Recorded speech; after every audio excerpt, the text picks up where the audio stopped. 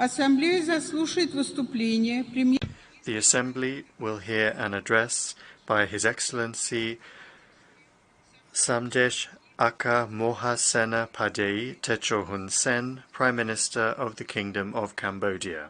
I request protocol to escort His Excellency.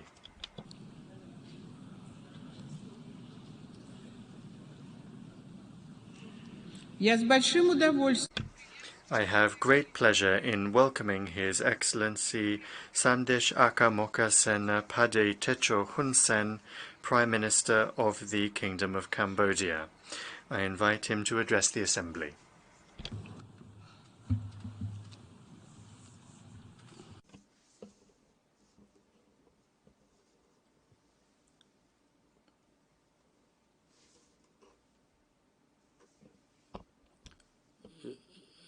Your Excellency, the Chair, Excellencies, ladies and gentlemen.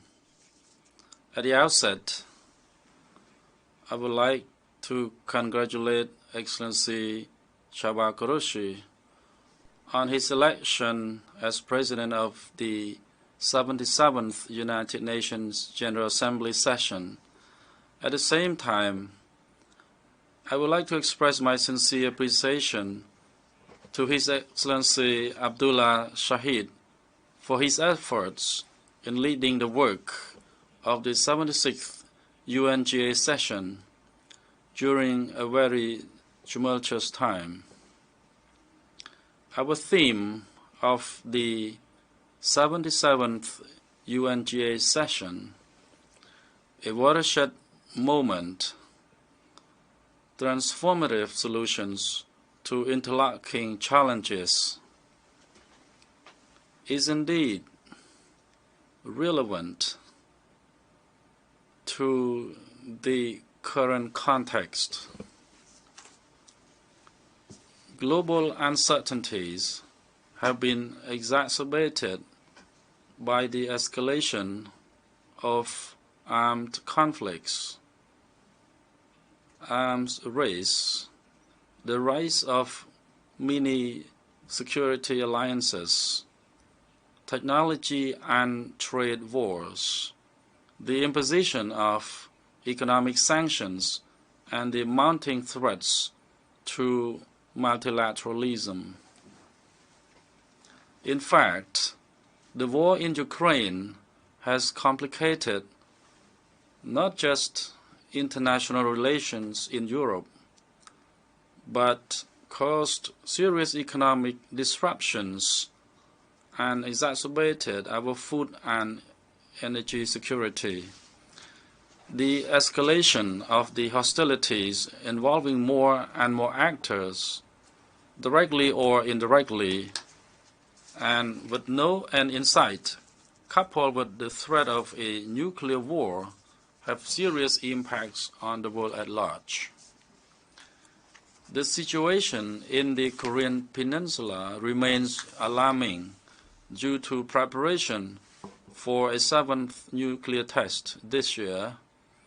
North Korea has launched dozens of ballistic missiles in response to military drills. In addition, the U.S.-China tension over the Taiwan issue has also posed a concern.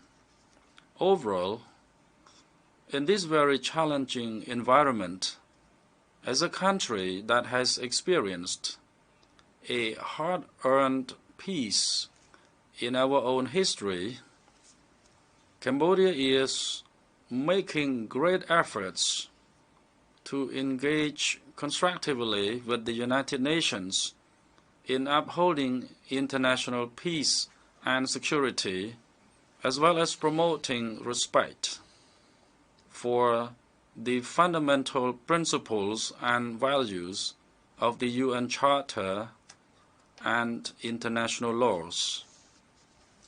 Excellencies, ladies and gentlemen, the present gathering reflects remarkable success of our collective efforts to overcome the unprecedented pandemic.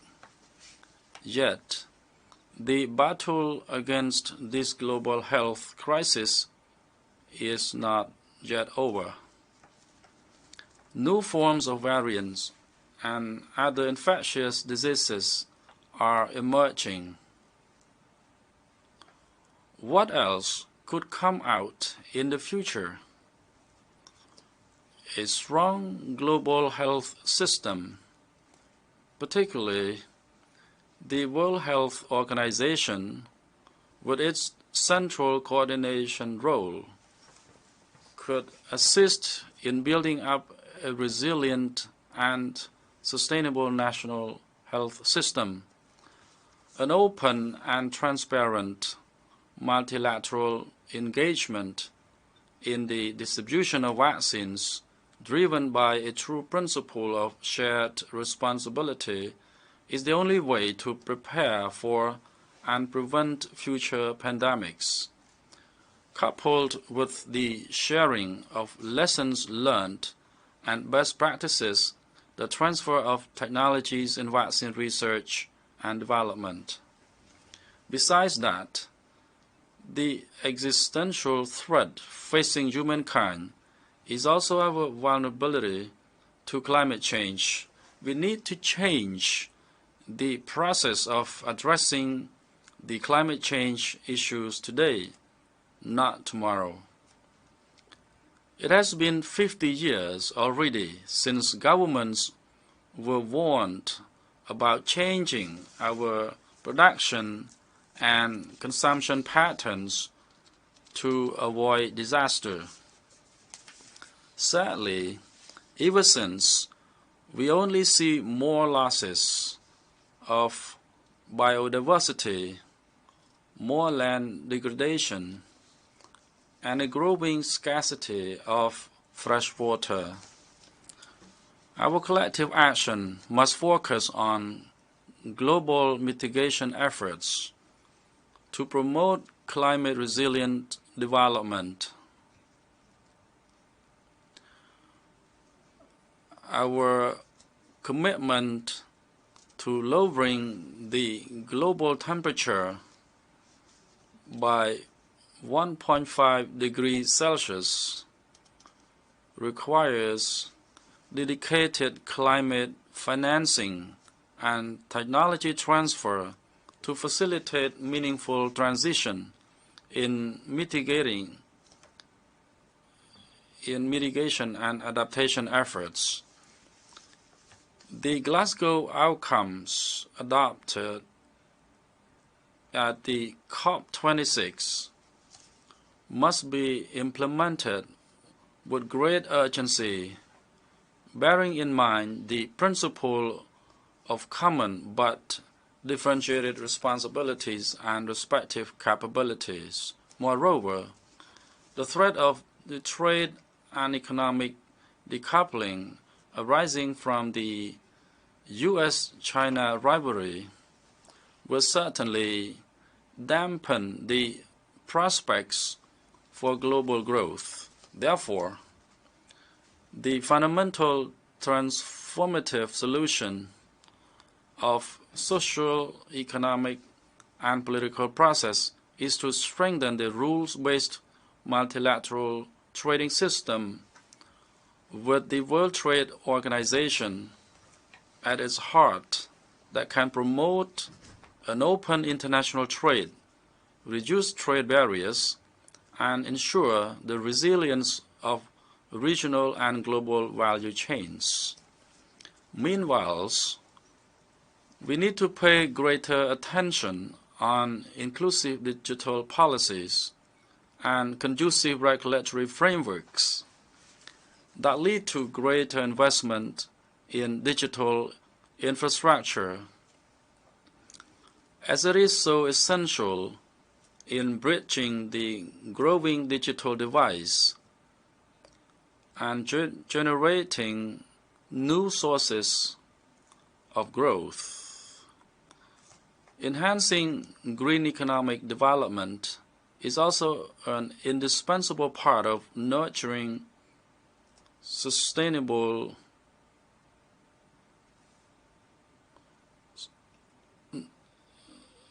socio-economic development.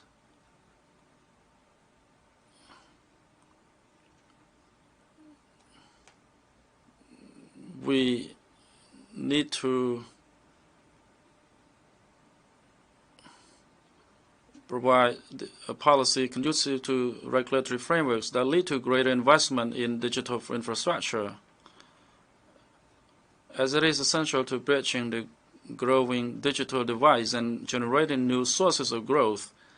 Enhancing green economic development is also an indispensable part of nurturing sustainable socio-economic development through the expansion of cooperation in building green infrastructure, promoting energy transition, and leveraging green technology. Excellencies, ladies and gentlemen, this year, Cambodia is honored to hold the chairmanship of ASEAN. So far, this organization is 55-year old, and we are proud to celebrate our historic milestone and the remarkable achievements we have made along the way.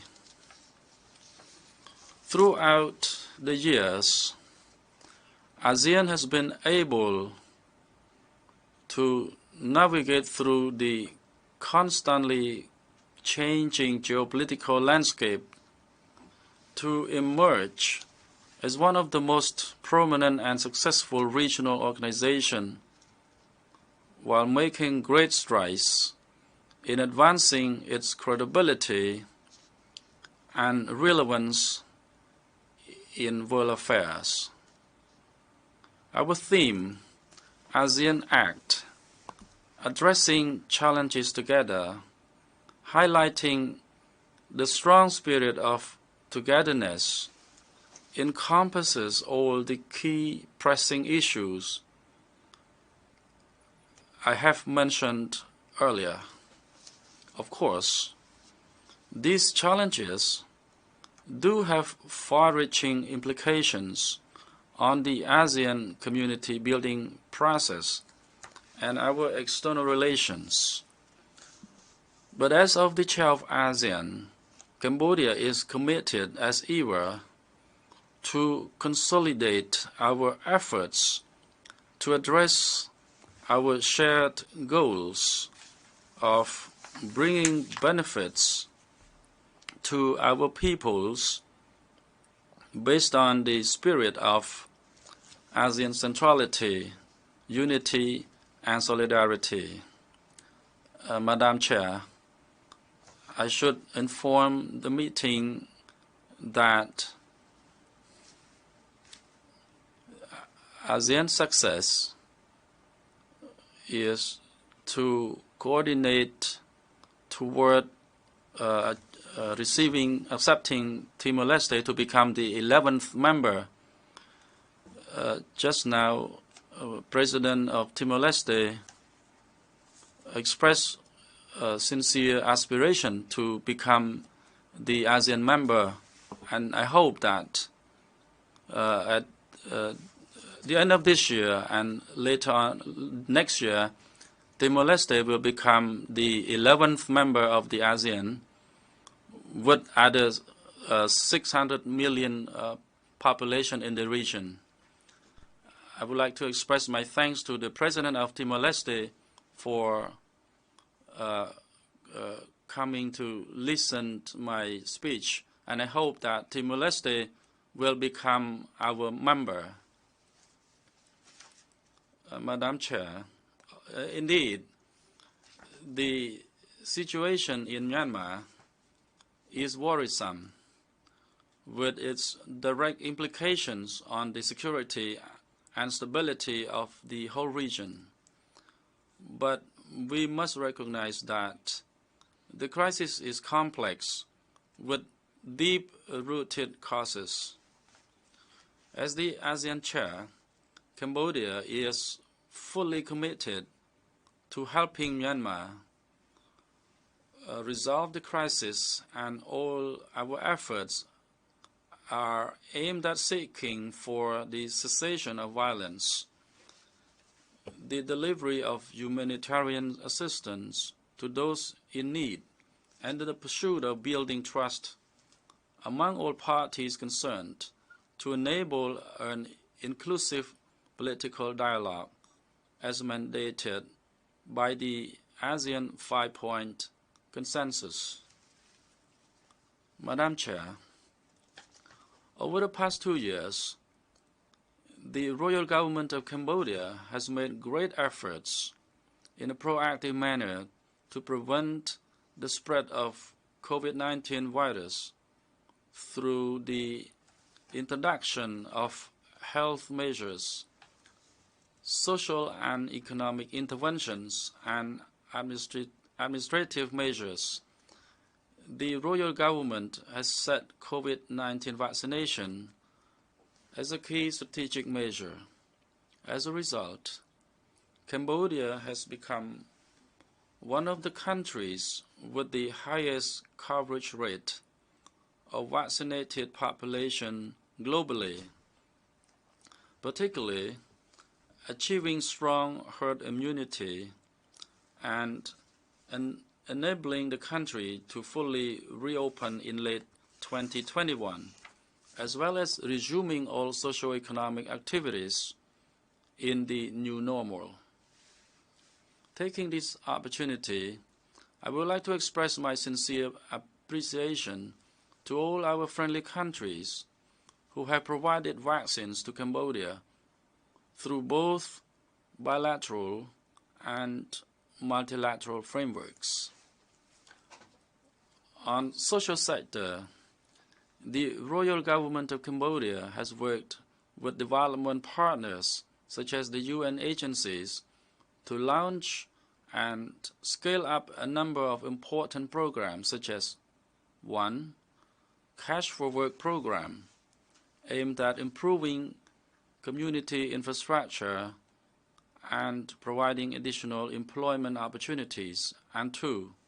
Cash transfer program for the poor and vulnerable households to help alleviate hardship and maintain the livelihood of the poor.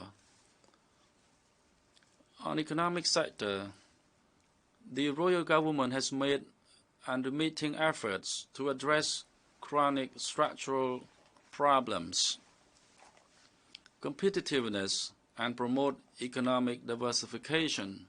In fact, the Royal Government has addressed major challenges faced by businesses through the implementation of the new investment law, Cambodia Digital Economy and Society Policy Framework 2021-2035, strategic framework and programs for economic recovery in the context of living with COVID-19 in a new normal 2021-2023, law on public-private partnership, and the adoption of free trade agreements such as Cambodia-China FTA and Cambodia-Republic of Korea FTA, and regional comprehensive economic partnership. Overall, Cambodian economy is estimated to achieve a growth rate of 5.4% by 2022, supported by a strong recovery in manufacturing, tourism, and agriculture. In terms of the democratization process, the recent commune election held last June has reflected our continued efforts, as more than 80% of registered voters went to cast their ballots in a free, fair, peaceful, and transparent manner. The appreciation and full support of Cambodian people for the unremitting efforts of the Royal Government in preserving peace, political stability, socio-economic development, and the successful fight against the COVID-19 pandemic resulted in an overwhelming majority vote in favor of the ruling party. Furthermore, On peacekeeping mission, Cambodia has continued deploying thousands of her peacekeeping forces to undertake missions in countries in crisis. More than 15% of Cambodian peacekeepers serving in UN missions are women. They are the role models, inspiring women and girls in often male-dominated societies to perform their rights and participate in the peace process. On the cooperation with the United Nations, I wish to note that just yesterday, the Supreme Court chambers of the extraordinary chambers in the courts of Cambodia issued a judgment to uphold the life sentence of the former Khmer Rouge head of state for genocide, crimes against humanity, and grave breaches of the Geneva Conventions. This historical moment highlighted the great cooperation between Cambodia and the United Nations through the hybrid court in bringing justice to the people of Cambodia who had suffered the heinous crime of auto-genocide. We could tell the world of the truth that is found and justice that is served, and propagate to the world that this crime should never happen again in human history.